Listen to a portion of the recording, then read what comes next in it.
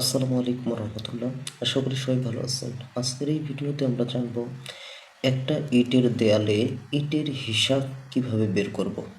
সহজেই আমরা এই ভিডিওতে শিখব কিভাবে একটা ওয়ালের ইটের হিসাব বের করব। দেখেন এখানে একটা ওয়ালের দৈর্ঘ্য আছে 18 ফিট, প্রশস্ত আছে 14 ফিট। আমরা গাঁথনি দেব 5 ইঞ্চি। সর্বপ্রথম আমরা আগে একটা ইটের সাইজ জেনে নেব। দেখেন আমরা একটা ইটের সাইজ এখানে লিখে রাখছি। ইটের সাইজ দৈর্ঘ্য আছে 9.5 ইঞ্চি, প্রশস্ত আছে 4.5 ইঞ্চি এবং উচ্চতা আছে 3.5 ইঞ্চি।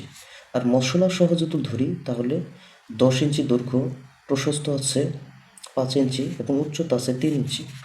সর্বপ্রথম আমরা যেহেতু আমাদের এটা ইঞ্চিতে আছে তাহলে আমরা এগুলো ফিটে নিয়ে আসবো। একটু লক্ষ্য করেন ভিডিওতে এখানে লিখে আছে মশলা সহ ইটের সাইজের আয়তন। দৈর্ঘ্য আছে কত? মশলা সহ কিন্তু 10 ইঞ্চি। 10 দিয়ে যখন 12 ভাগ দিব তখন আমরা এটা ফিটে নিয়ে আসতে পারবো। এটা ফিটে নিয়ে আসলাম। প্রশস্ত 5 ইঞ্চি আছে, 5 দিয়ে 12 ভাগ দিব তখন আমরা এই 0.4166 পাবো। এটা ফিটে চলে আসলো। উচ্চতাটাও সেম, উচ্চতা 3 ইঞ্চি আছে, 3 দিয়ে 12 ভাগ দিব, ভাগ দিলে আমাদের কত আসবে? 0.25 ফিট চলে আসলো।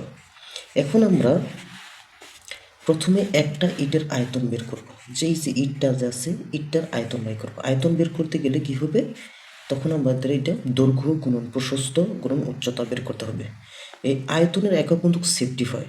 দেখেন এখানে কত আছে, দৈর্ঘ্য কত পাইছে, ফিটে কত পাইছে, এই যে 0.833 ইন্টু প্রশস্ত কত পাইছি 0.4166, উচ্চতা পেলাম 0.25 ফিট।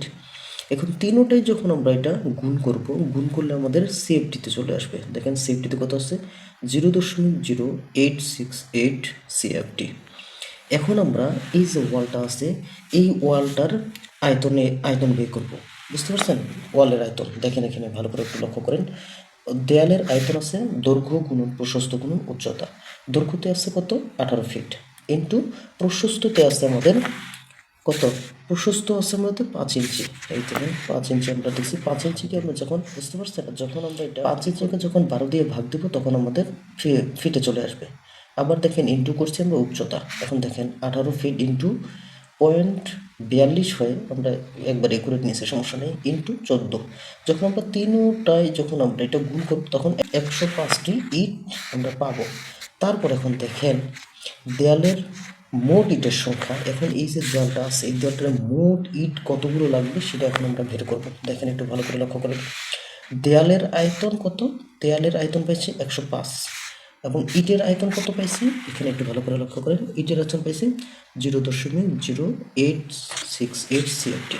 এখন খেয়াল করেন এদিকে, দেয়ালের আয়তন ভাগ ইটের আয়তন, এই দুইটা আমরা ভাগ করব। যখন আমরা ভাগ করব তখন আমরা দেখেন এই ওয়ালে কতগুলো ইট লাগবে এটা অটোমেটিক আমরা পেয়ে যাব। দেখেন আমরা ভাগ দিছি, ভাগ দেওয়া 105 ভাগ 0.0868 দিয়ে যখন ভাগ দিছি 1209টি ইট আসছে। এই যে দেয়ালটা দেখতেছেন এই দেয়ালটাতে সর্বমোট ইট লাগবে 1209টি ইট লাগে। আশা করি বুঝতে পারছেন। সবাই ভালো থাকবেন, সুস্থ থাকবেন। আসসালামু আলাইকুম রহমতুল্লাহ।